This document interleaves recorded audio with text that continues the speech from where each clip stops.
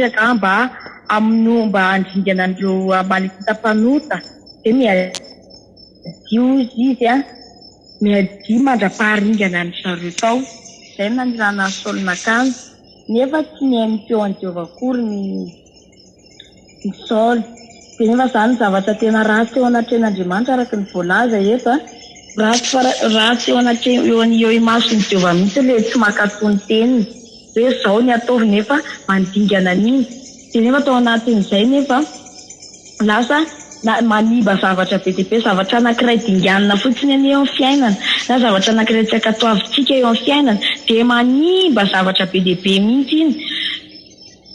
tena maniba zavatra be dia be mihitsy iny rehefa ratsy eo imason'ny Jehova izany dia tena maniba zavatra be dia be araka ny hoe manaova ingeny ohatra ny hoe irana na ohatra ny hoe za ohatra izao irana atao trano aprimo tsara io trano io dia mampapirimoka tsara ilay trano fa ataontsika ohatra ny hoe vilia feno vary masisy be ny apetrako ambony latabatra eo iny ny hitan'ilay ray aman-dreny tonga avy any fa ahoana ty anankiray ty to dia iny tiany nefa ilay madio be dia be tsy hitany dia tonga dia hoe iny zany ny sibilena ena zany rehefa manao zavatra hoe zavatra tsara ka ny zavatra ray tsy mety atao dia iny ny tany olona iny dia iny lasa farany tsaran'ny olona atsika kristianina iny tsika milaza ny tena tsika fa olona mivavaka olona manao sitrapon'Andriamanitra nefa manao zavatra anankiray tsy mety dia iny ny hitan'izao tontolo izao iny ny tany manodidina iny dia iny ny tsarany antsika rehefa avy eo fa Andriamanitra nefa mijery ny ao am-po foana izy ny olona samy hafa ny fijerin'Andriamanitra anao sy ny fijerin'ny olombelona anao samy hafa zany fijerin'Andriamanitra an'izay ka zavatra tena ratsy eo anatrehan'Andriamanitra zany dia ny mandika ny teniny tsy mankatoy izy efa nanirako hoe ndana haringana dia nefa mbola nisy navany tao mbola hitantsika moa eo ambany efa avy eo ary mbola nentiny ilay mpanjaka nentiny tao nentiny tany amin'ny Samuel tsy niambahamba mihitsy Samuel avy eo namono an'ilay mpanjaka satria rehefa hoe haringana dia haringana ka ohatr'izay koa tsika rehefa fahotana any anatintsika any rehefa hoe manao hoe hiala efa miteny Andriamanitra hoe haringana tao hoe zavatra tsy metimety rehetra eny amin'ny tenantsika dia haringana tao fa tsisy hoe za aloha somary tiatiako ilay formako ohatr'izao dia tsy ahenako na hoe za somary tiatiako ilay fiakanjoko ohatr'izao nefa rehefa miteny tompo hoe haringana dia tena hoe haringana rehetra fa tsisy hajanona na hoe tsisy hoe havana hoe izay tsaratsara mijanona fa tena hoe rehefa haringana inona ihany koa zavatra tsy mety eo amin'ny fiainantsika rehefa hoe haringana dia haringana fa tsisy hoe havana hoe tsy metimety kokoa dia tsy haringana dia omeko ny hafa ny micro eo amin'ny 7:20 ve ny teneniny teo izy mizany saingo tsara dia mena manaraka indray raha ny micro.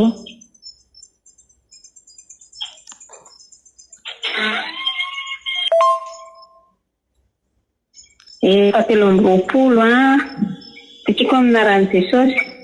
ary Samuela voalohany toko 5:20 tiako izao dia ny andininy fahatelo amby roapolo amin'ny anaran'i Jesosy fa ny mihodina dia toy ny heloka amin'ny ary ny ditra dia toy ny manosampy sy terefima satria mandamy teny Jehova ianao dia no lavy tsy ho mpanjaka kosa ary hoy Saoly tamin'ny Samuel efa notaho fa efa nandika ny teny Jehova sy ny teninao fa natahotra ny vahoaka ka ny haingana masina ianao mamela ny heloko ary miverena amiko indray mba hiankohofako eo anatrehan'i Jehova fa hoy Samuela tamin'ny Saoly tsy hiverina aminao fa ianao efa nandany tenin'i Jehova ary voa kosa efa nandanao tsy ho mpanjaka ny Israely intsony. Amen. Najanona koa dia ao 7:20 zany izay mandray manaraka araka ny izay efa voavakavaka ny vavy-tsiraray avy izay moa ato amin'ny Samuela voalohany toko 5:20 ty dia hoe tsy nahakaperahan'ny Saoly ny tenin'Andriamanitra sy ny amin'ny handringanany ny Amelekita sy ny nandavan'Andriamanitra azy tamin'izany. Eto zany dia efa misy hoe ny tsy nahakaperahan'ny Saoly ny tenin'Andriamanitra ao anatin'izay dia misy ny tsy fankatoavana araka ny efa voalaza fa satria ianao raha vao tsy mahakaperaka zavatra anankiray dia midika izany ianao fa misy zavatra tsy nakatoavinao tao. Ka teto i Saoly no voalaza teto ary tena hoe nandapy ianao hoe tsy nakatoan'Andriamanitra tokoa moa dia fa hitantsika ny zavatra miseho amin'ny olona anankiray izay tsy makatoan'Andriamanitra araka ny efa voalaza voavaky teo amin'ny andiny fahatelo amby roapolo fa ny mihodinao izay dia toy ny heloka amin'ny fakatoavana ary ny ditra dia toy ny manompy sampy serifina. Izany hoe mitovy daholo zany raha vao une fois tsika manao zavatra tsy mety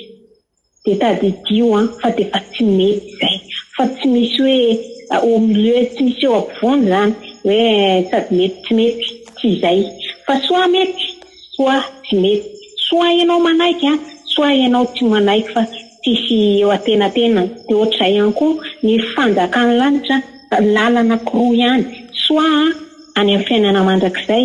soit any amin'ny fahaverezana mandrakizay tsy misy hoe za zany sady tsy ho ariny tsy ho aty fa eo ampovoany tsisy an'izay ozy izy ny fitenena ny gasy izay hoe ampibasina ry arifity izay hoe sady tsy ho takatry ny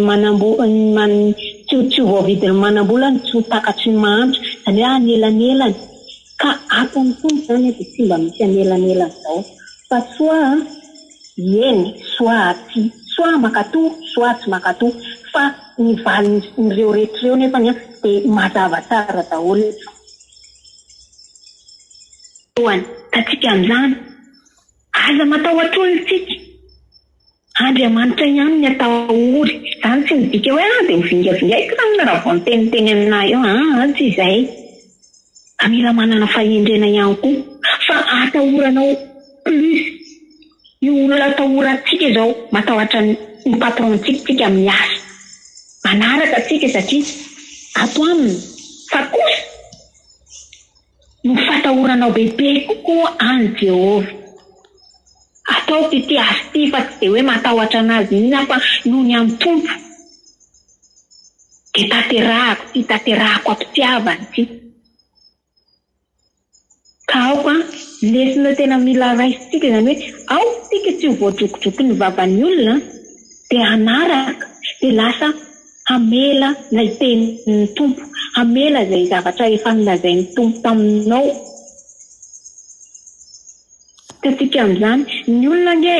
maro nge ny olona tsy mba tianao mandroso zany tsy mba tianao mivoatra zany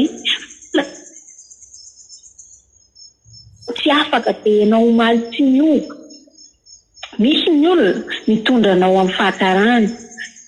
miteny anao ampandroso anao fa tsy ny rehetrarehetra teto zao dia hitantsika maso dia rehefa niainy ny vavan'ny vahoaka Saoly amin'ny andiny fahadimy amby roapolo dia laza izy fa ankehitriny izy dia mamelany ny eloka fa diso na sampy izy fa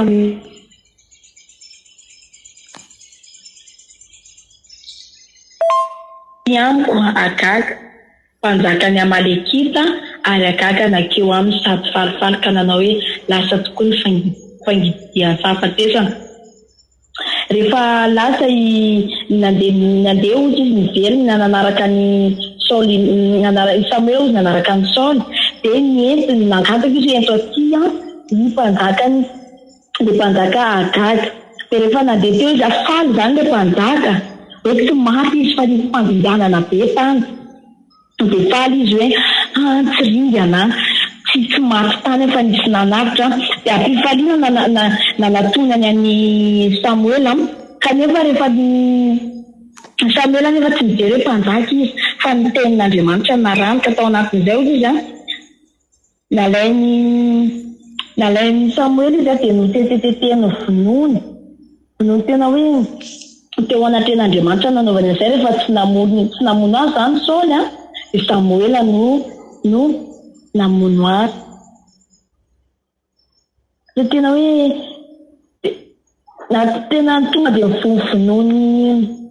Samuel mihitsy izy satria rehefa tsy anatanteraka ny anankiray rehefa izay ny tenin'Andriamanitra hoe aringana dia mila aringana tsy tafazany na anankiray ary dia izy nanitana azy hatramin'ny farany dia rehefa tao anatin'izay dia lasa niakatra tany an-trano tao Gibeana ozy izy Saoly dia Samuel kosa ozy izy tsy namangy any Saoly intsony mandrapahafatiny tiankasikasika momba ny Saoltsony izy fa vitateo tsy niraisy kombakomba tamin'ny Ratsitsony zany tety Samuel fa namita ny adidiny hatramin'ny farany izy hoe aringana izy rehetra dia le mpanjaka tany satria tao Amalikita dia tanàna be fahotana ka raha mbola velo io mpanjaka ny tao io ka mbola nitarika ala mafandray dia mbola misy mpanota ihany tao mbola misy fanjakana mafandray tao fa mila aringana ny zavatra nataon'ny Saul zany ny lohany ohatrany par exemple bibilava ny vatan'le bibilava ny vonoiny fa ny lohany tsy ny vonoiny kanefa mila potehana hatramin'ny lohan'le izy ataovitsika hoe machine anankiray dia ny vagon rehetra zany esorina teo fa ny lohany iny mbola mandeha foana iny mbola mahavita manao zavatra hafa ny lohany iny ka ny lohany iny tsy ny vonoiny Saul nefa ny vatan'ny mpanaraka azy ny vahoaka rehetra no vonoiny fa iny mihitsy tsy ny vonoiny dia iny mihitsy no nalain'ny Samuel ny tetetetehany no vonoiny satria raha mbola velo iny dia mety mbola misy fanjakana hafa indray ao mety mbola misy zavatra mitsimotsimika hafa indray any dia eritrereto fotsiny hoe manapaka hazo dia mifaka ny tapahana fa ny tapany ety ambony any ravoravo iny fa mbola maniry foana iny mbola misy zavatra hafa mivoaka foana eo ka zay tsika ny fiainantsika rehetra matetika mety tapanao za fa androany vao tapanao hoe mety misy zavatra efa niravahantsika tao anatsika tao fa ny lohany mbola tsy nitehatsika mbola tsy niravahantsika dia gaga foana ianao inona ary mahatonga na mbola manao ohatr'izao nefa za efa namotika efa niala tamin'ny ratsoanao nefa misy zavatra mbola tsy mety afaka mihitsy dia le lohany zay mbola tsy niravahantsika fa vata sy ny rehetrarehetra nefa niravahantsika ka mila aringana to dia hatrany amin'ny lohany ny potehana ohatra mihinana par exemple ohatra mihinana fanafody kakana zay iny misy hoe kakana zay anatin'ny tenatsika olombelona any isaky ny re mihinana fanafody kakana reny dia ny vatan'ny biby foana no le kakana foana no maty fa rehefa mbola tsy maty ny lohany iny dia maniry foana izy maintsy dia lasa mahavoan'ny sisy le tonga any amin'ny loha rehefa maniry melava kakana dia lasa tonga any amin'ny loha dia rehefa iny kakana iny tsy mety maty anaty tenatsika iny fa le vatany foana le hinanan'le zazakely isaky ny 3 volana antsika fiainantsika mila hoe potehana mila aringana fa tsy mila hoe ajanona ary rehefa mandringana zay ianao na mbola misy mitako voninahitra ary le fahotana kely anatsika any tsy avelantsika anjaka intsony lesona sotomoko raha za manokana fa ao anatin'izay hoe inona zany mbola mitako voninahitra hoe par exemple ohatra zao hoe jejojejona mbola mitako voninahitra any anatin'ny olona anankiray dia tsy avela intsony izay anjaka fa hoe mandringana dia tena hoe mandringana ianao rehefa mibolisatra lohanao tsy mijanona eny ambony zany fa to dia mibolisatra ety ambany ety daholo lerehetra ny poketa ve ny mbola tafajana ianao hoe ny telefona ve ny tafajana teny ambony teo fa tonga dia mibolisatra to dia araraka daholo zany esorina ny zavatra rehetra manembatsembana anaty tenatsika any dia sotra anao na haritra ianao hatramin'ny farany dia ameko any madame Sylvie micro tany Saul efa notsiarin'i Jehova kosa ho afaka aminao androany ny fanjakan'i Israely ka efa nomeny namanao izay tsara mianao ary koa ny tokony Israely tsy mba andainga na anenina fa tsy olona izy ka anenina eo amin'ny 29 fantana dia 30 indray izy afaka indray manaraka araka ny ovako teo moa hoe rehefa nidina anazy Samuel dia samboriny le niakanjony Samuel samboriny Saul dia tiatra rovitra kely dia nohariny Saul takizay hoe efa tiatra ihany koa izy ny fanjakany efa tsy afaka anjaka intsony zany Saul dia namana izay hitan'Andriamanitra fahatoky tena hoe avitan'le adidisen'andraikitra izay tsy andainga hozy izy na anenina nomena an'ilay fanjakana indray fa tsy afaka hoe izy tsony satria efa nanao ny tsinety ny Saul dia tsy afaka ny dia hitondra tsy afaka ho ny mpanjaka tsony izy ka tsika indraindray eo amin'ny fiainana mety hoe ambony plasy dia zavatra kely dia mety ho raraka ka nahitalao ary hoe iverenana iny rehefa voasoratra izy dia voasoratra izy ny tean'Andriamanitra ka rehefa hoe nanao ny tsinety izay dia sarotsarotsa manarina an'iny tetatsika fa niova be Saoly après ny nanjakany teo asa-panjaka izy dia niova be mihitsy ny toetrany, mbola sitrapony tompony dia mbola hianatra tsika, raha dia mbola hianatra foana tsika. Dia hitantsika hoe ohatrany ahoana ny hafarany toetrany Saoly rehefa niala teo amin'ny fitondrana izy. Ary hitantsika eo ambany efa ambony manko hoe nangataka izy mba na dia ambany manko na dia olona ozy izy andao sika vakika eto amin'ny trente amin'ny aran'i Jesosy fa hoy Saoly efa nanota aho izao kanefa masiny ianao mba homeo voninahitra ao anatrehan'ny olo sy ao anatrehan'ny Israely aho ary andere hiara-mijerina amiko indray mba hiankofako eo anatrehan'ny Jehovandriamanitra aho. Eto izy nanaza ny hoe Andriamanitra sy Samuela no ivavahany ka ny teny izy teto hoe Andriamanitra ao izy dia nangataka izy niaika izany izy fa hoe nanota aho izy kanefa hoy izy masiny ianao mba homeo voninahitra. Izy zany ohatra hoe tsy tia ho raraka izy mba nangataka voninahitra na dia ireo olona hoy izy mba hiara-kekoaka aminazy mba hiverenany hiankofany eo anatrehan'Andriamanitra kanefa tsy nanaiky an'izay Samuel fa avy eo nefa nisaraka toerana ry zareo. Rehefa lasa Samuel tsy mijery izy hoe tiako ty olona ty dia hiezaka hanao izay hoe andaka eto foana izy eto amin'ny andraikitra nampitazomina azy hoe mpanjaka izy. Fa Samuel koa dia hitantsika ny toetrany fa izay tenin'Andriamanitra dia naranty tsy mijery izy hoe ty olona ty tiako ty olona ty ohatr'izao. Fa rehefa izay ny Andriamanitra dia izay dia narany Saoly koa nefa izay narany Samuel manko azafady. Eo meko ny manaraka indray miko ireo 31 dia mandray manaraka efa 5 sisa dia manasa antsika mba handray daholo.